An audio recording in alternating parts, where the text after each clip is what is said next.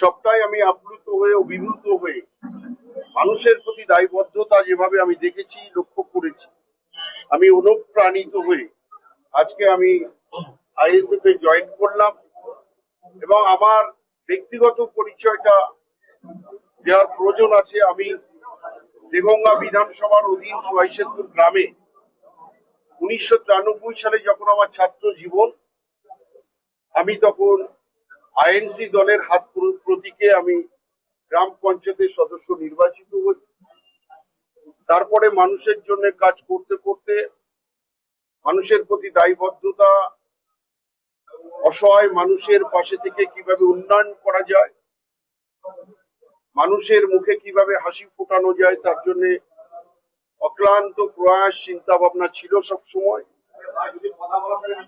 আমি 1998 সালে জাতীয় কংগ্রেস থেকে ওই অঞ্চলে আমি প্রধান হই। 1999 সালে সর্বভারতীয় তৃণমূল কংগ্রেসে আমি জয়েন করি এবং 2003 সালে আবারও আমি সর্বভারতীয় তৃণমূল কংগ্রেসের প্রতীকে প্রতিদ্বন্দ্বী করে জয়লাভ করি। আমি ওই অঞ্চলের উপপ্রধান হই। আমার অ্যাক্টিভিটিস, আমার কাজ, আমার মন মানসিকতার উপরে নেত্রী ভরসা করে আমাকে 2006 সালে দেগঙ্গা বিধানসভায় সর্বভারতীয় তৃণমূল কংগ্রেসের প্রতীকে নির্বাচিত করার জন্য আশীর্বাদ করে। তখন সিপিএম এর ভরা যৌবন, ভরা জোয়ার, অল্প সংখ্যক ভোটে 10,000-এর একটু কিছু ভোটে আমি পরাজিত হই। তারপরে আমাকে ওই ব্লকে দলের পার্টির সর্বোচ্চ দায়িত্ব আমার উপর অর্পণ করে। আমি ব্লক সভাপতি হই সর্বভারতীয় তৃণমূল কংগ্রেসের দেগঙ্গা ব্লক তৃণমূল কংগ্রেসের সভাপতি। তারপরে আমাকে পঞ্চায়েত সমিতিতে নমিনেশন দেয়, আমি জয়লাভ করি এবং জয়লাভ করার পর দল আমাকে দেগঙ্গা পঞ্চায়েত সমিতির সভাপতি করে। আমি 5 বছর নিষ্ঠার সঙ্গে কাজ করেছি, সে দেগঙ্গার মানুষ জানে। দেগঙ্গার মানুষের প্রতিটা ক্ষেত্রে সুখ দুঃখে তাদের সঙ্গে ভাগিদার হয়ে কাজ করে চলেছি, নিষ্ঠার সঙ্গে, সততার সঙ্গে। আমি জানি যে রাজনীতি আমাদের জন্য নয়, মানুষের জন্য রাজনীতি। সেইভাবেই চলেছিলাম, কিন্তু আমি আশা করেছিলাম 2011 সালে আমাকে নমিনেশন দেবে, কিন্তু যে কোনো কারণে আমি হয়তো যোগ্য নয়, আমাকে দিইনি। আমাকে বলেছিল 2016-তে দেব, দিল না। আমি নির্বাচন করেছি দলের অনুগত সৈনিক হিসাবে এবং আমার মনে হয়েছে যে আমার প্রতি বঞ্চনা হয়েছে, আমার প্রতি অন্যায় হয়েছে। সেজন্য বর্তমান শাসক দলের যা রীতিনীতি সেটা আমাকে গভীরভাবে আহত করেছে। আমি সেখান থেকে সব পদ থেকে, আমি জেলা পরিষদের বর্তমান কর্মদক্ষ, উত্তর 24 পরগনা জেলা পরিষদের ক্ষুদ্র শিল্প, বিদ্যুৎ, অচিরাচরিত স্থায়ী সমিতি কর্মদক্ষ এবং কর্মদক্ষ হওয়ার পরে জেলা জুড়ে আমি কাজ করার চেষ্টা করেছি, উন্নয়ন মানুষের কাছে পৌঁছে দেওয়ার। কিন্তু আমি ভারাক্রান্ত মন নিয়ে দেগঙ্গার মানুষের কাছে ক্ষমা চেয়ে আমি এটুকু বলতে চাই, এই দলে আমার জায়গা নেই, আমার প্রতি বঞ্চনা হয়েছে। সেই জন্য সেই দলটা প্রত্যাখ্যান করে দল থেকে সরে এসে আমাদের ভাইজান, বড় ভাইজান এবং ছোট ভাইজানের কাজের নিরিখে মানুষের প্রতি তাদের যে দায়বদ্ধতা, এবং দলিত বলি, আদিবাসী বলি, সকল ধর্মের মানুষকে নিয়ে যেভাবে একটা প্রতিবাদের কণ্ঠ আকাশচুম্বী হয়ে উঠেছে, আমি পূর্ণ আস্থা রেখে, ভরসা রেখে, ভাইজানের প্রতি আস্থা ভরসা রেখে আমাদের পীরজাদা আব্বাস সিদ্দিকী সাহেব এবং পীরজাদা ছোট ভাই নওশাদ সিদ্দিকী সাহেব যেভাবে আমাকে নির্দেশ দেবে, যেভাবে আমার কাজ করার সুযোগ করে দেবে, আমি মনে প্রাণে তাদের সেই নির্দেশ অক্ষরে অক্ষরে পালন করে আমি আজ থেকেই আইএসএফ এর পতাকা নিয়ে আমি মানুষের কাছে যাব।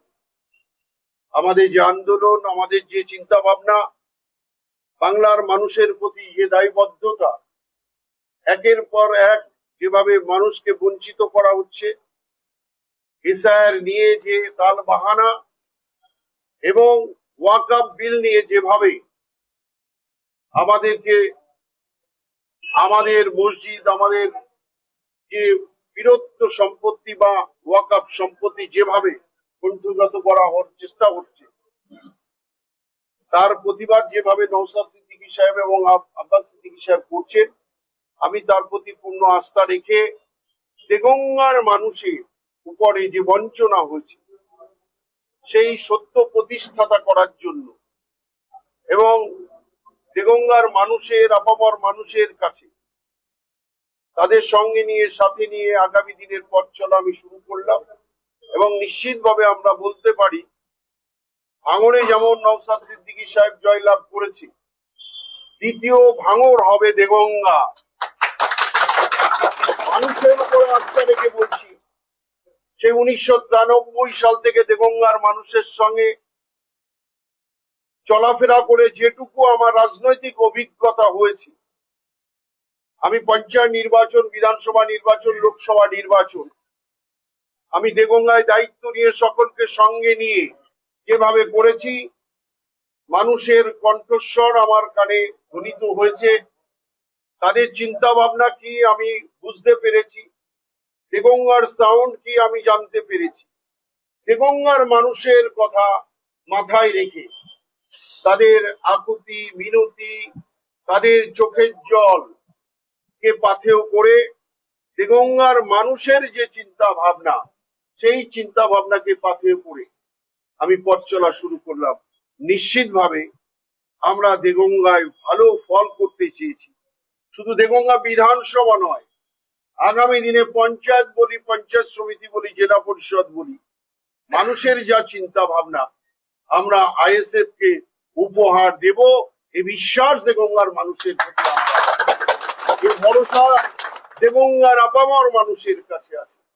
আমাদের যুবক থেকে একেবারে যুবক যুবতী থেকে এবং প্রবীণ মানুষের কাছে দোয়া নিয়ে আজকে আমি এখানে এসেছি। আমরা ফুরফুরা সিলসিলার মানুষ, দাদা হুজুর পীর কেবলার পথ অনুসরণ করে চলি এবং ভাইজান, ছোট ভাইজান, বড় ভাইজানের যে নীতি আদর্শ, যে সততার প্রতীক, আমি এটুকু আজ থেকে বলতে পারি অব্যাহতি নিয়ে যে আমি যেভাবে এতদিন চলেছি, এটাই আমি মনে করেছি সঠিক পথ, যে সততার পথ, যে সততা নিয়ে আমি এতদিন মানুষের কাজ করেছি। দেগঙ্গার প্রতিটা মানুষ জানে যে মিন্টু শাহজি বা মফিদুল হক শাহজির কাছে গেলে কখনো শূন্য হাতে ফিরে আসে না। তার সে দল দেখে না, সে জাতপাত দেখে না, কোনো ধর্ম দেখে না, মানুষ হিসাবে দেখে। সেই বিবেক, স্বামী বিবেকানন্দজির কথা আছে, সবার উপরে মানুষ সত্য, তাহার উপরে আর কি হলো। সেই জন্য সেই দেগঙ্গার মানুষের কথা ভেবে তাদেরকে যেভাবে কণ্ঠ রোধ করা হচ্ছে, তাদেরকে সেখান থেকে অব্যাহতি দিয়ে একেবারে দেগঙ্গার শান্তি যাতে বিরাজমান হয়, দেগঙ্গার যে উৎপাত শুরু হয়েছে, মানুষকে যেভাবে আঘাত করা হচ্ছে দিনের পর দিন, যেভাবে অত্যাচার নেমে এসছে, সেখান থেকে অব্যাহতি দেওয়ার একমাত্র পথ আমি দেখেছি আইএসএফ এবং বড় ভাইজান এবং ছোট ভাইজান। আমি আজকে দলে জয়েন করলাম। দেগঙ্গার মানুষের কাছে আমি করজোড়ে একটা কথাই আপিল করব, অনুরোধ করব, আপনাদের সঙ্গে আমি ছিলাম, আমি আছি। আমার দেহের প্রতিটা রক্তবিন্দু আমি দেগঙ্গার মানুষের কাছে অর্পণ করব জীবদ্দশায়, যতদিন আমি বাঁচব। আপনাদের ঋণ আমি পরিশোধ করতে পারবো না দেগঙ্গার মানুষ। আপনারা আমাকে অনেক সম্মান দিয়েছেন, অনেক ভালো জায়গায় দিয়েছেন, কিন্তু আমি দেগঙ্গার মানুষের কাছে বলবো, আপনাদেরই কথা মতো আমি যে পথে চলেছি, নিশ্চিতভাবে আপনারা আমার সঙ্গে থাকবেন। আমরা নিশ্চিতভাবে আমরা লক্ষ্য মাত্রায় আমরা পৌঁছে যাব। দেগঙ্গার মানুষকে সবারকে সুস্বাস্থ্য কামনা করে এবং বাংলার জন্যে যে আন্দোলন ভাইজান, বড় ভাইজান এবং ছোট ভাইজান এই নিপীড়িত নির্যাতিত অবহেলিত মানুষকে নিয়ে, দলিত তপশিলি শিখ জৈন ঈশা বৌদ্ধ মুসলিম সম্প্রদায়ের মানুষকে নিয়ে যেভাবে লড়াই করছে, আমরা দেগঙ্গার মানুষ ছোট ভাইজানকে বড় ভাইজানকে বলবো, আপনারা লড়াই করে যান, দেগঙ্গার মানুষ আপনাদের সঙ্গে আছে। এই লড়াই যতদিন না আমরা লক্ষ্যমাত্রায় না পৌঁছাবো, এই লড়াই থেকে আমরা থেমে থাকবো না। সবাই ভালো থাকুন, সুস্থ থাকুন। ওয়াকফের লড়াই পশ্চিমবঙ্গেই হবে, দিল্লিতে নয়। এবং ওয়াকফের লড়াই আমি খুব দুঃখ পেয়েছিলাম যখন ওয়াকফ বিল নিয়ে মমতা ব্যানার্জি বললেন। মানুষ পথে নেমেছিল, অনেক মানুষের কথা মতো তারা পথে নেমেছিল, কিন্তু যেদিন আমাদের বাংলার মুখ্যমন্ত্রী যেদিন বললেন ওয়াকফ বিল পাস করিয়েছে দিল্লি, অর্থাৎ দিল্লি গিয়ে আন্দোলন করুন, বাংলায় যদি ওয়াকফ বিল নিয়ে আন্দোলন করেন আমার চেয়ে খারাপ কেউ হবে না, সেদিন আমি খুব আহত হয়েছিলাম, আমি খুব দুঃখ পেয়েছিলাম। মানুষের অধিকার আছে গণতান্ত্রিক ভাবে প্রতিবাদ করা, মানুষের অধিকার আছে গণতান্ত্রিক ভাবে আন্দোলন করা, সেই আন্দোলনকে থামিয়ে দেওয়ার যে প্রবণতা আমাদের বাংলার মুখ্যমন্ত্রী করেছিলেন, আমি নিজে ব্যক্তিগতভাবে আমি আহত হয়েছিলাম, আমি দুঃখ পেয়েছিলাম। সেই জন্য তারই প্রতিবাদে আজকে এই আইএসএফ এ জয়েন করা। সবাই ভালো থাকুন, সুস্থ থাকুন। আসসালামু আলাইকুম, নমস্কার, খুদা হাফেজ।